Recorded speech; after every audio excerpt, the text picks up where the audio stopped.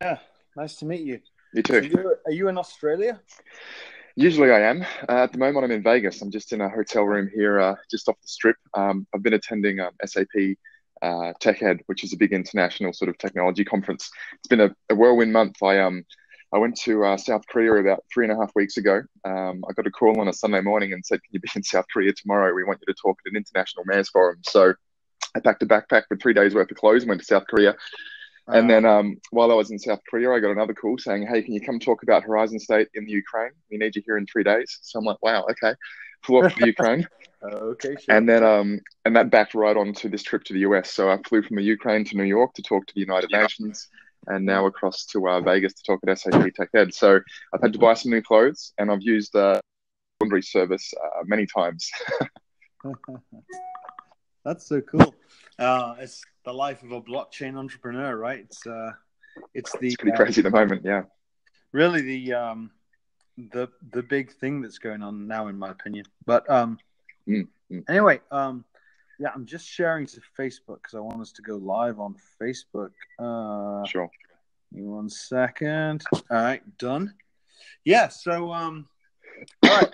Just to give you a bit of an intro, I'm just a regular guy. I've got some expertise, limited expertise, but decent in blockchain stuff, and I invest in blockchain. I'm just like I buy tokens and stuff like that. Sure. Sure. And yeah, I felt there was a need to delve into some of the up and coming ICOs and stuff. So I'm reaching out to a bunch of people and just interviewing them about what their product is. And I read your white paper. I think it's really cool. It's really Thank you. ambitious, and I wanted to just dig into it. Yeah. So Yeah. Well, look, I think I think the simplest, most concise explanation is that thanks to blockchain technology, thanks to distributed ledger technology, we have the opportunity to create a ballot box which is unhackable. Obviously, a digital ballot box, but for the longest time, we've continued to sort of organize ourselves in regards to our democratic processes and tools in very sort of archaic, centralized, physical methods. Getting people down to polling stations, asking them to write on a piece of paper and put it in a box. Because even with the advent of the internet, there hasn't been any opportunity to do this online with assurances that the vote result is going to be secure. So traditionally, you might have an SQL database which is centralized.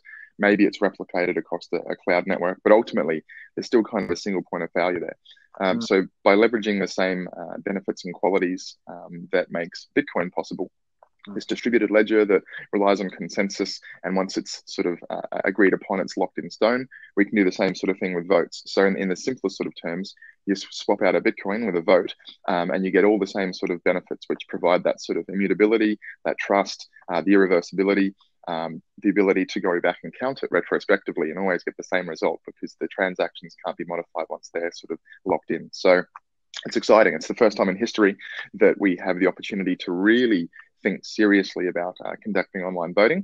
And that's what our platform does. It delivers that. And it's been working since February of this year for a democratic movement in Australia called My Vote. And now we're in the process of commercializing it. And this is why we have sort of gone on this sort of whirlwind world tour, promoting the tech at various conferences and talking to investors and indeed potential partners as well. Awesome. So yours is a layer on top of the Ethereum network, right? You're doing an ERC20 token, correct? Yep. And basically you're using Ethereum as the immutable database that stores the votes.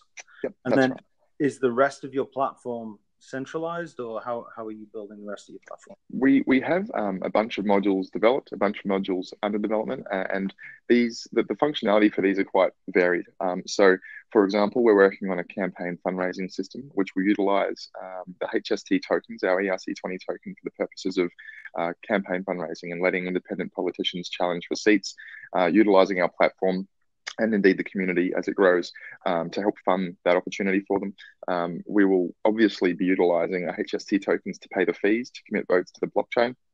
And we've also got some interesting other ideas which we're currently working through, such as the opportunity to use HST to incentivize constituents to consume information that is going to lead to better outcomes. So, something like a basic attention token, something like that, right? Yeah, a basic attention token, but instead of paying people for effectively their attention or looking at adverts, instead it's about paying them for their attention to understand the issue they're about to vote on in more detail. So hopefully we can get better democratic outcomes by making sure that the people involved in creating those outcomes are well informed, as opposed to perhaps just taking whatever they saw on Fox or CNN or Channel 7 in Australia and running with that small piece of information, which is usually quite biased. That's cool. That's a very good idea. And so my understanding of your token system is that it's an ERC20 token. Obviously, you're going to be you use the phrase that it's basically it's the currency that's used to purchase. It's kind of like gas in Ethereum, right? It's basically that's right. To use your system to run some kind of vote or some kind of survey. Yep. You have to pay in HST. That's right. So it becomes the sort of the currency, the economic tool to achieve these outcomes for customers. Now, there are a few ways that this can happen. One is from customers, such as governments or indeed multinational enterprises, utilizing the interfaces we've already developed and maybe white labeling them. So that would require very little effort from them, and we suspect it will be quite attractive to businesses wanting to get up and running fast. We're also developing SDKs and SDKs and APIs so that we can have customers work on their own interfaces or indeed implement some of our features and functionality into their existing product suite or their existing offering, their existing tools and services. And the third avenue is really about opening this up to a wide and public development community, so that, for example, and this is probably a bad example because we don't really need a secure vote when it comes down to your soccer club, as an example. But if you're a developer and you have a small community and you would like to utilize the HST platform and all of the benefits it provides, you could utilize our API and our SDK to create a system for your own community to be participating in a democratic process. And you could skin this in two ways. You could either be buying the HST yourself and covering the costs for your community, or that cost could be passed on in membership fees or something to that effect. But it is important to say that the votes are not tokens, in the sense that one token does not equal one vote. And this is really important because we don't want people effectively buying votes. That would be bad. Yeah. So it was the customer is whoever wants to run the vote, not the people. Right. So. That's right. So it's an interesting model in that sense, because most blockchain-based businesses and many of the ICOs that are launching are a sort of direct-to-consumer kind of model, whereas our business model is really primarily B2B. It's about bringing on governments, of which we have numerous in-play opportunities. It's about bringing on some global NGOs and some multinational organizations. And it's their users, their staff, their constituents, their citizens, which will utilize our technology, but sometimes they won't even know they're utilizing it, because their sort of interface with this tech will be through a customer of ours. And the exception here is, for example, maybe with that smaller community opportunity, an independent developer or an independent community wanting to utilize our tools, and maybe there'll be some more visibility there. But it just depends on how they want to structure it. Would my vote be an example of an entity that you'd put in that sort of class? So my vote, right now, they're actually not promoting openly that our tech is what underpins their system. This is all sort of relatively fresh in terms of us. So for a little bit of background, I've been working with my vote now for about 2 years. I was on their council, and I devised and led the development of the technology, which has led to the point we're at with Horizon State. And so now we're spinning out the tech so that we can decouple their sort of democratic philosophy from our opportunity to commercialize the technology with other parties. So it's basically separating democracy and the technology which enables it, so we can then insert this into other democratic processes and tools around the world for different people. Yeah.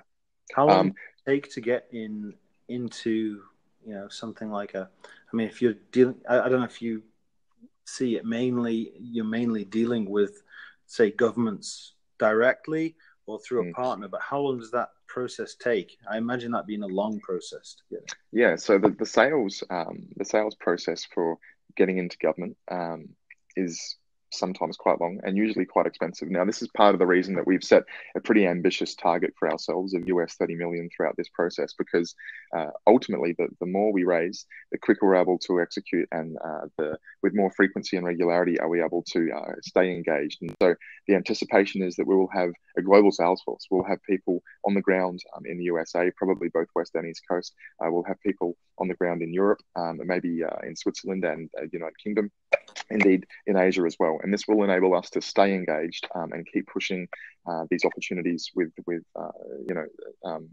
some significant amount of confidence. However, the government play is, while that's kind of the holy grail in terms of a social good, for good mission, there are lots of tremendous opportunities for this tech in enterprise and corporate as well. So we're in late stage talks with a global non-governmental organization who deals in matters of international conservation. And they're going to be utilizing our tech next year to poll their sort of 5 to 10 million members on matters of conservation, what they should be focusing on and where the money should be directed. So that's just one example of a sales pipeline that is able to be achieved faster and start, delivering revenue to the business and value back to token holders quite fast. Are you building, like when they say we want to use your technology, are you building their interface, for example, or whatever technology they need to use that's specific to their use case? And if so, are you paid in dollars or are they buying HST for that? Yeah, so the way it will typically work is that we engage in a very traditional business relationship where we are paid in fiat, AUD or USD or whatever the case is based on the jurisdiction. And yes, most of these engagements will be ad hoc in that there'll be varying requirements for each customer. And in the early days, I think there'll be a good amount of work with each customer, making sure that all of their processes are appropriately accommodated for, and that their policies are done so in a similar way.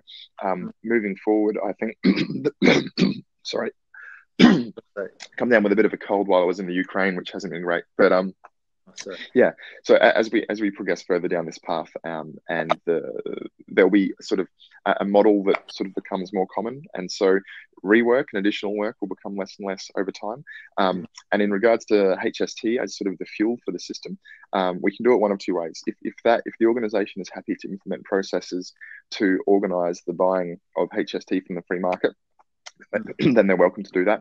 Alternatively, we're more than happy to facilitate that process for them and just charge them sort of, for example, a cost per vote in fiat, and they don't have to worry about the HST side of it. But underneath, the HST is still what's catering for all of their transactions.